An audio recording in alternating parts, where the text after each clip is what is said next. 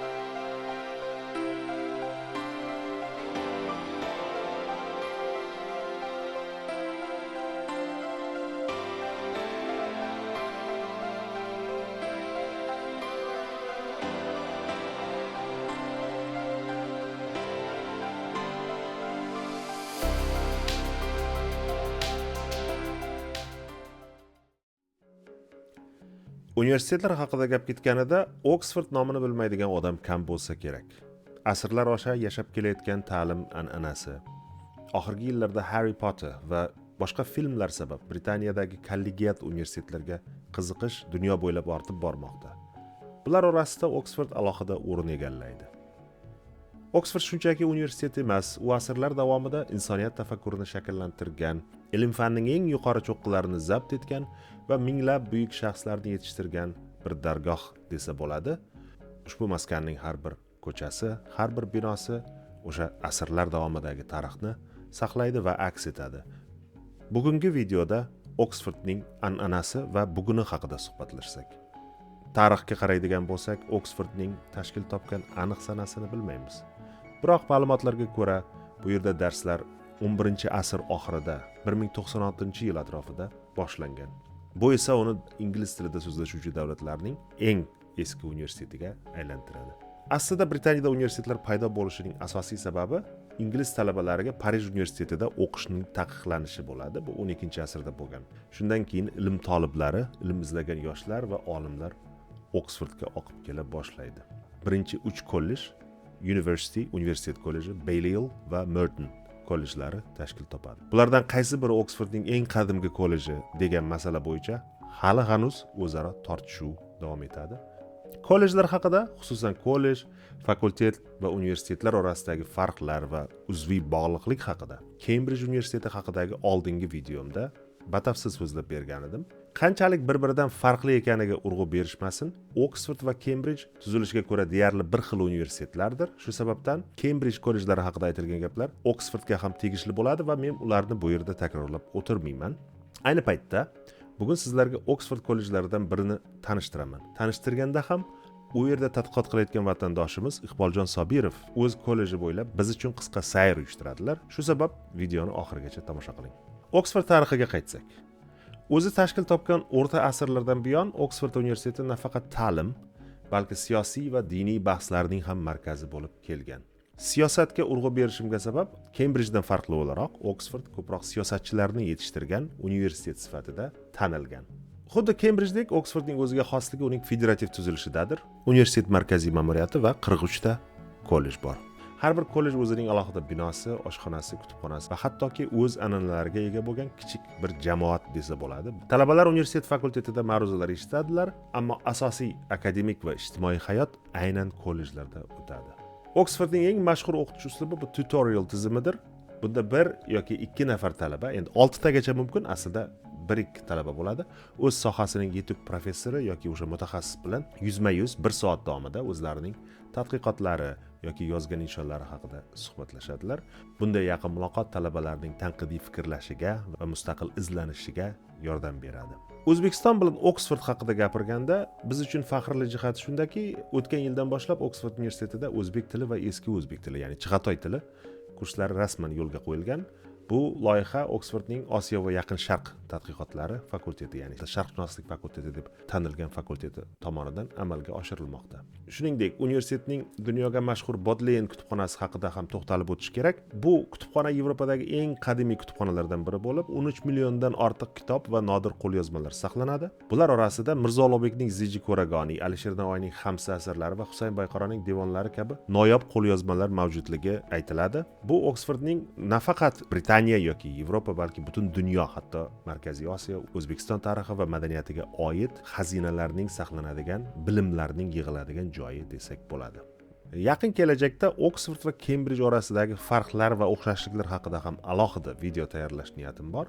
Ammo boya aytganimdek, Oksford ko'proq siyosatchilar, yozuvchi yoki shoirlar, Kembrij esa ko'proq olimlar yetishtiradigan universitet sifatida aytiladi, ko'p esga olinadi. Oksford o'z tarixi davomida dunyoni o'zgartirgan ko'p shaxslarni tarbiyalagan, ayniqsa Britaniyaning bosh vazirlarining ko'pi aynan Oksfordda o'qishgan. Bugun Iqboljon bilan Somerville kolledjida Margaret Thatcher haqida suhbatlashamiz. Bundan tashqari, nisbatan yaqinda Britaniyaga bosh vazir bo'lgan Boris Johnson ham bu universitetni tugatgan. 70 dan ortiq Nobel mukofoti sovrindorlari, bundan tashqari yozuvchilardan Tolkien, Uzuklar hukmdori muallifi, Lewis Carroll, Alisa Mo'jizalar mamlakatidagi muallifi va bir qancha boshqa mashhur buyuk insonlar bu universitetda o'qishgan. Oksfordning adabiy tarixi haqida gap ketganida bir afsonani aytib o'tib ketay. Shahardagi mashhur Eagle and Child pubi, ya'ni mayxonasida boya ismini eslaganimiz J.R.R. Tolkien, Uzuklar hukmdorining muallifi va barchangizga tanish bo'lgan Narniya yilnomalari, Narniya xronikalarining muallifi C.S. Lewis va bir qancha boshqa adiblar haftada bir marta seshanba kuni yig'ilib, bir-biriga qo'lyozmalarini o'qib eshittirishgan. Xususan Tolkien Uzuklar hukmdorining qoralamalarini, Lewis esa Narniya xronikalarining qoralamalarini do'stlariga o'qib eshittirishgan. Bu uchrashuvlarni shunchaki pivo ichib hordiq chiqaradigan uchrashuvlar emas, balki buyuk adiblarning hamkorligi, bir-birining ishiga quloq tutib, bir-biri bilan adabiy muloqot uyushtirgan joy desa bo'ladi. Afsuski, hozirgi kunda bu mashhur tarixiy pub ta'mir ostida ekan.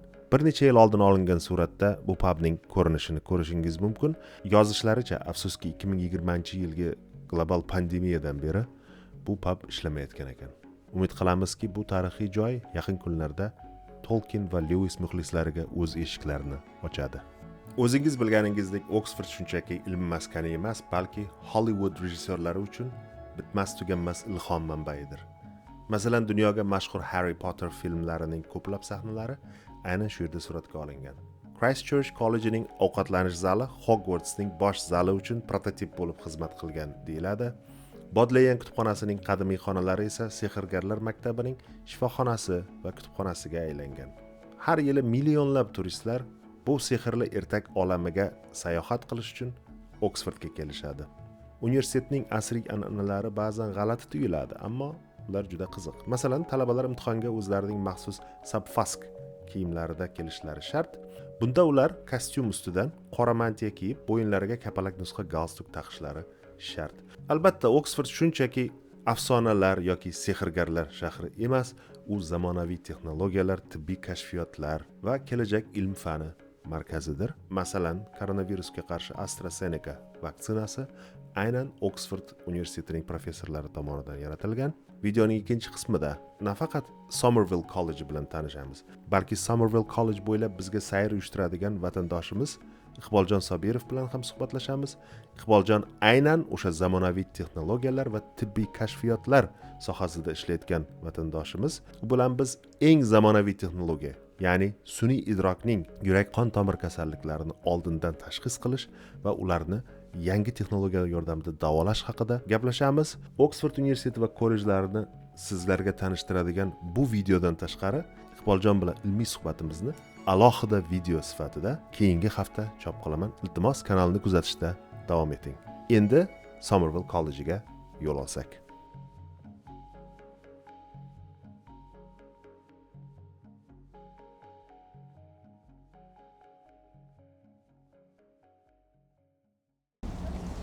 Assalomu alaykum. Ismim Iqboljon. Hozir Oksfordda 3-yil doktorantura qilyapman. Soham sun'iy intellekt va tibbiyotda uni qo'llanishi bo'yicha ishlaymiz. Va bugun hozir juda ham chiroyli Somerville kolleджida, ya'ni o'zimiz kollejimizda mehmon bo'lyapmiz. Oksfordga xush kelibsizlar.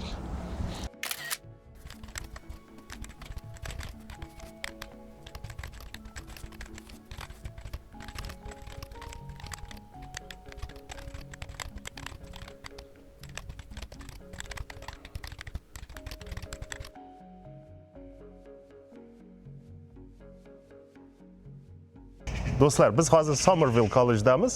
Iqboljon bilan uchrashdik. Hozirgina uchrashdik. Videoga olaveraman.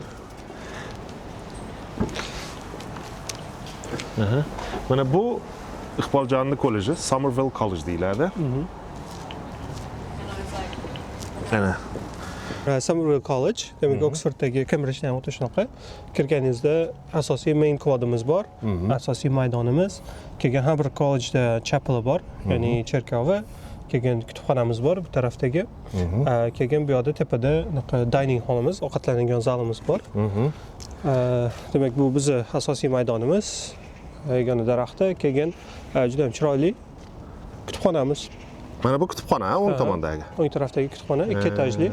Keyin o'sha orqaga arxivga qo'shilib ketgan anchagina uzun, anchagina katta kutubxona.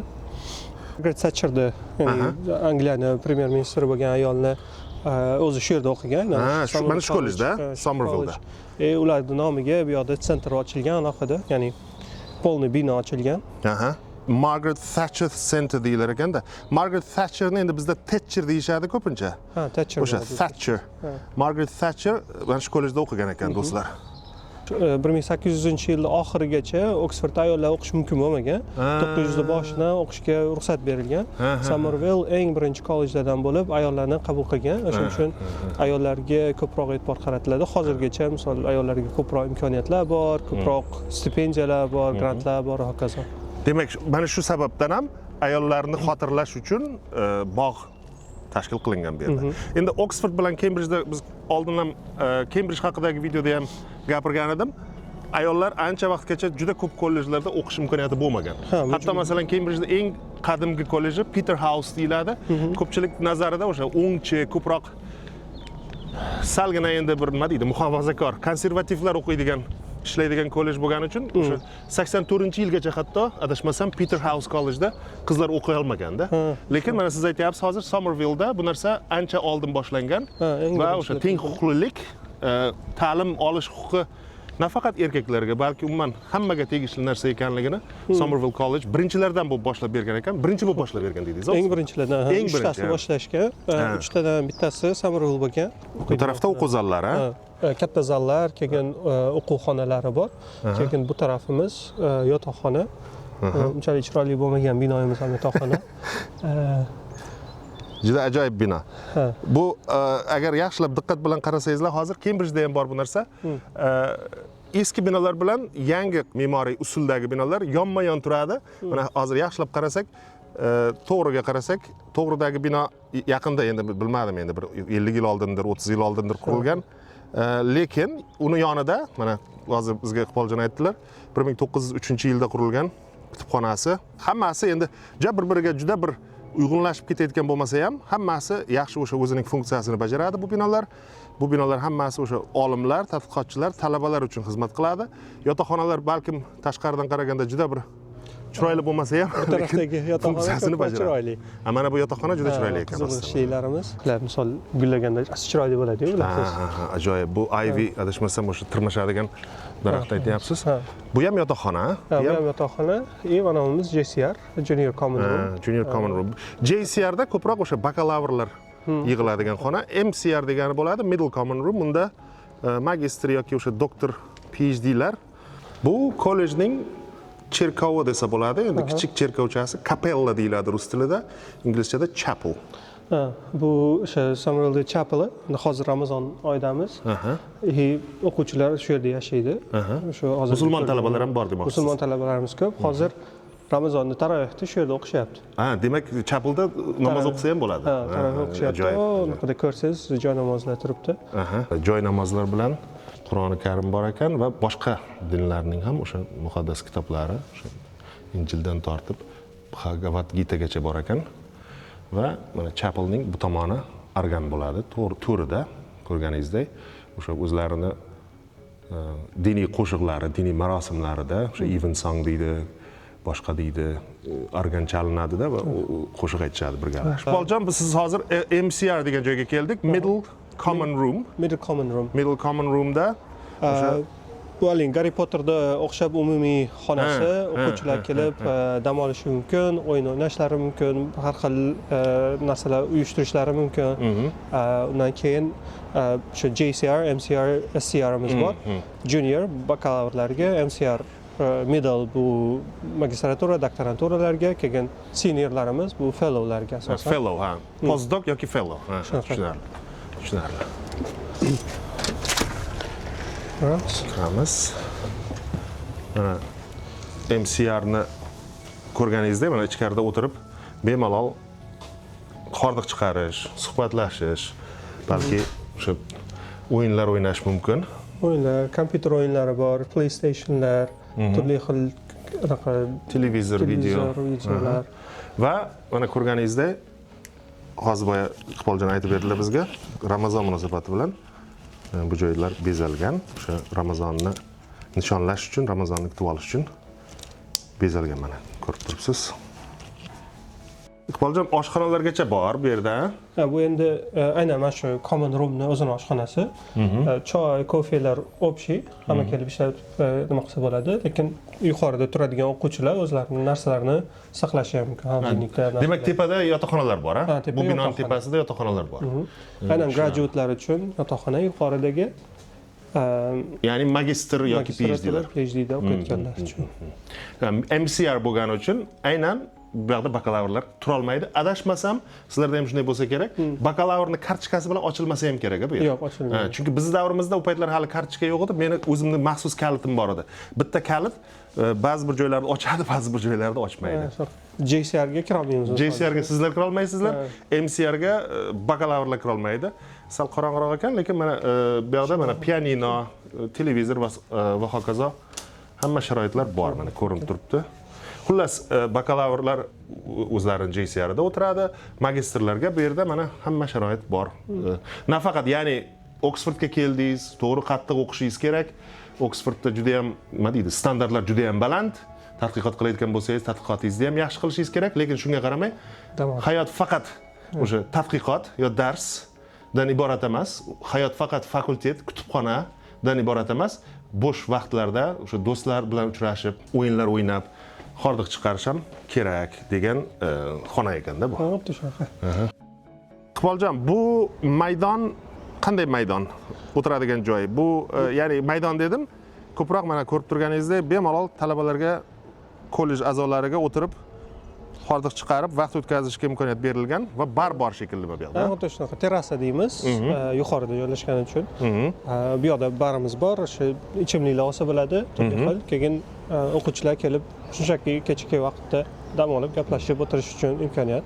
Turli ichimliklar olish mumkin, nafaqat qahva bilan choy. Yana o'sha boyaga aytgan gapim, hordiq chiqarishga va ishdan, tadqiqotdan, darsdan tashqari vaqtda o'sha do'stlashish, tanishish. Oxford, Cambridge buyukligiga sabablardan bittasi nafaqat o'sha darslarning sifati yo tadqiqot sifati, balki odamlar bir-birini tanishi. Oxford, Cambridge bitirganlar keyinchalik ham bir-biri bilan gaplashib, bir-biri bilan muomala qilib, tanish bilish deymiz o'zbekchada. Lekin tanish bilish bu yoqda ham juda muhim. Iqboljon, Oxfordda o'zbekistonliklar ko'pmi? O'zbekistonliklar ko'p kelishadi, magistraturaga ko'proq kelishadi va 20 tadan ko'p odam bor O'zbekistondan kelib o'qib ketgan. Aniq sonlarini bilmayman.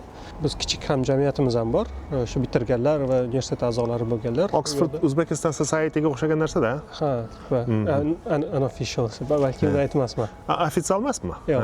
Chunki bizda Cambridge'da o'sha rasmiy bor edi va men 1 yilcha prezidenti ham bo'lganman o'sha societyni, Cambridge Uzbekistan Society'ni.